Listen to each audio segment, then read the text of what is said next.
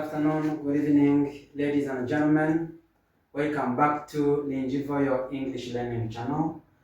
Today we are going to see about the second part of the auxiliary B. We must tugiye kurebera hamwe auxiliary B, the second part, igice cya kabiri. Mu isomo riheruka twize B in affirmative form. We must tugiye kureba the auxiliary B in negative form, cyangwa uburyo rihakana.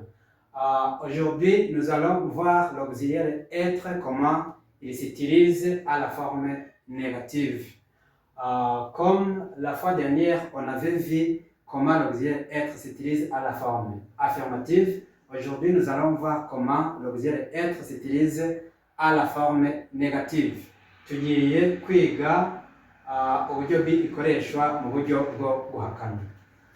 Iyo duhakana, then when we are using negative with auxiliary B, we only add not.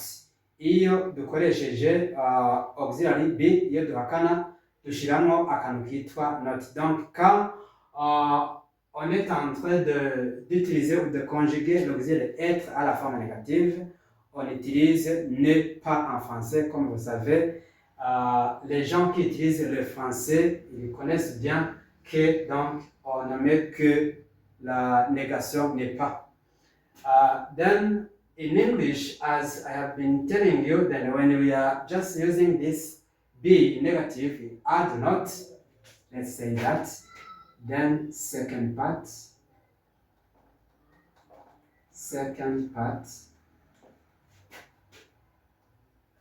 Present simple tense.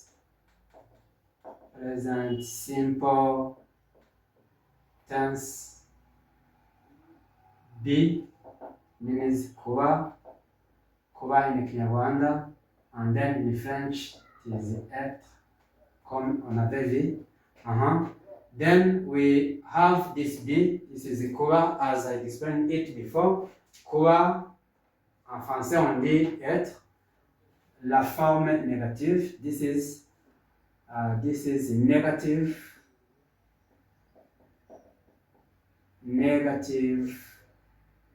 form. Negative form, we mean uburyo bwo guhakana. En français on dit la forme négative, comme on avait déjà dit ça. Then in a negative form we only add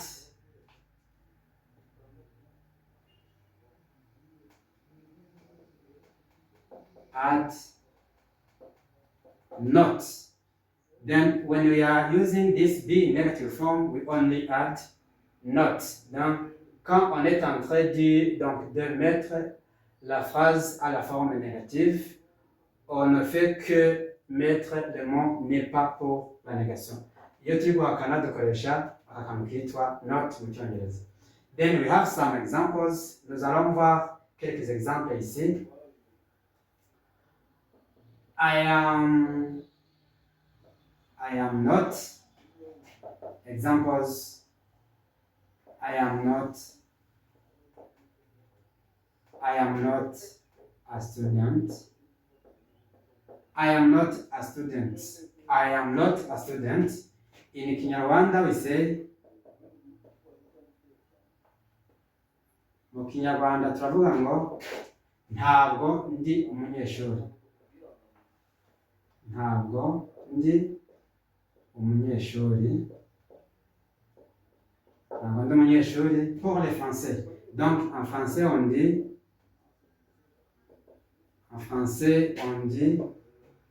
je ne suis pas élève. Je ne suis pas élève. You are not. Example. You are not a student.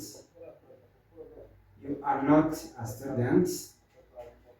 In Kinyarwanda we say, mu Kinyarwanda turavuga ngo you are not a student, turavuga ngo ntabwo uri umunyeshuri.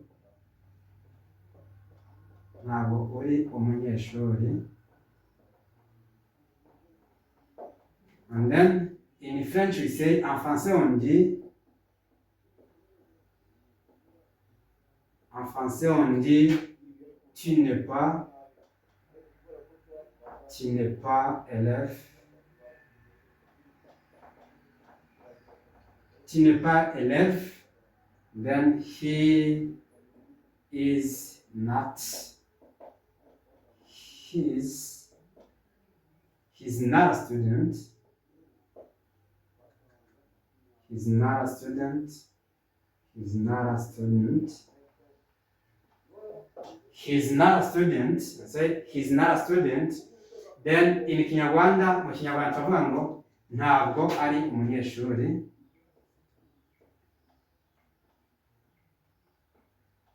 We say ntabwo ari umunyeshuri.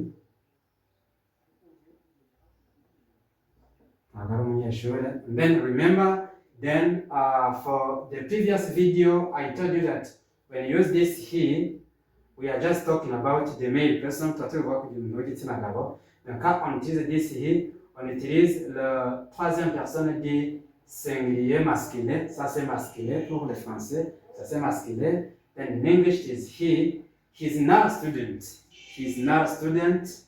Kinyarwanda we say ntabwo ari umunyeshuri. Then pour le français on dit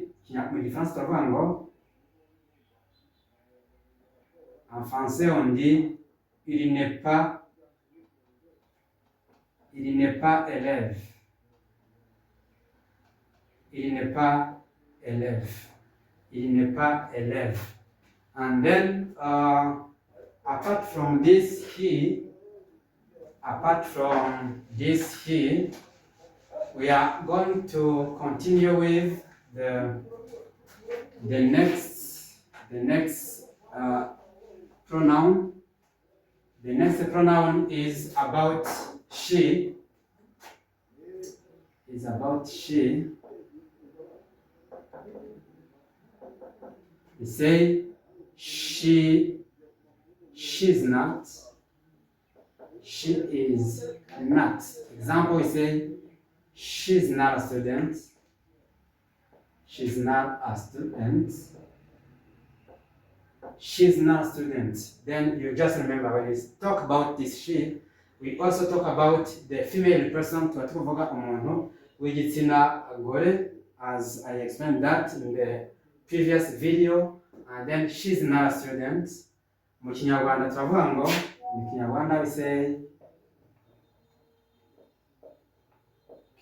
say ntabwo ari umunyeshuri.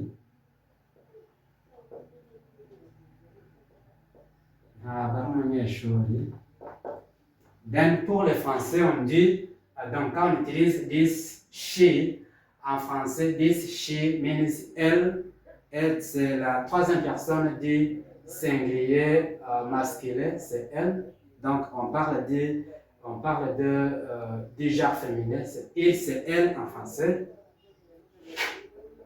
En français on dit elle n'est pas élève. Elle n'est pas élève. And then we move on to it.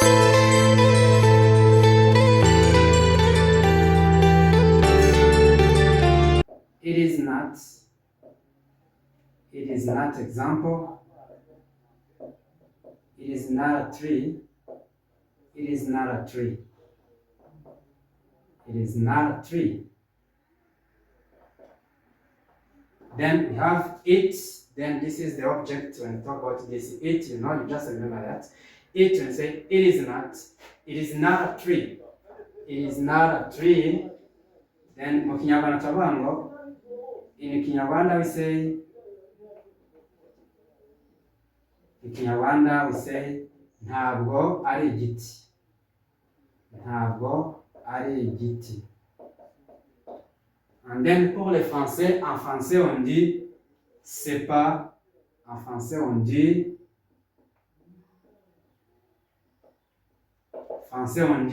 ce n'est pas ou c'est pas, ce n'est pas un arbre. Ce n'est pas un arbre. Bien, c'est pas un arbre. Donc les Français savent bien ça. On peut dire ce n'est pas un arbre. On peut aussi enlever le nez, on dit c'est pas un arbre. On peut aussi utiliser le pas quand on est en train de faire la négation. Ce n'est pas un arbre ou bien c'est pas un arbre. And then we also move on to we. We are not. Example, we are not students. We are not students. We are not students. Ntabwo turi abanyeshuri. Kinyarwanda we say. Kinyarwanda we say. Kinyarwanda we say. Ntabwo turi abanyeshuri. Ntabwo turi abanyeshuri. And then les Français disent nous ne sommes pas élèves. Donc les Français disent nous ne sommes pas élèves.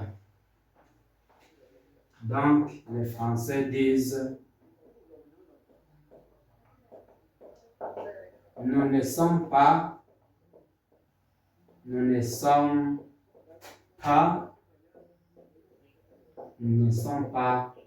élèves. Puis, then now we move into you are not.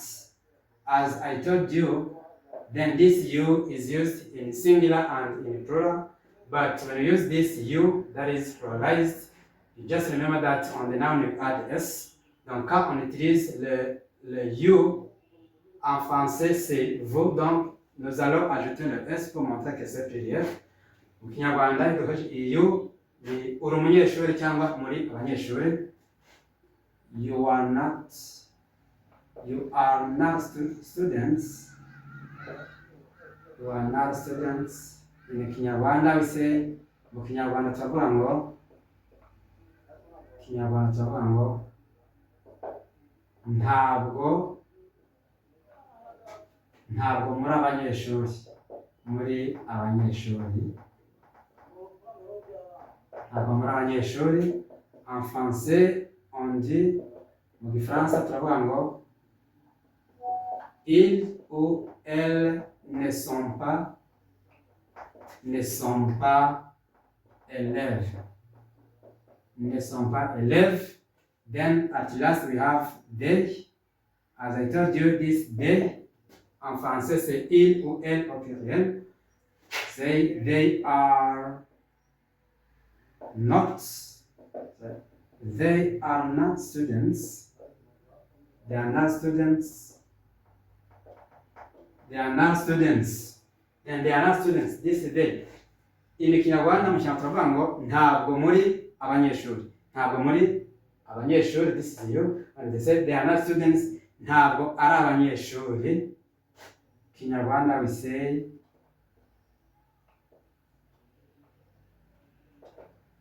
ntabwo ari abanyeshuri. Mais pour les Français, ils comprennent bien ça. Donc en français on dit ils ou elles ne sont pas élèves.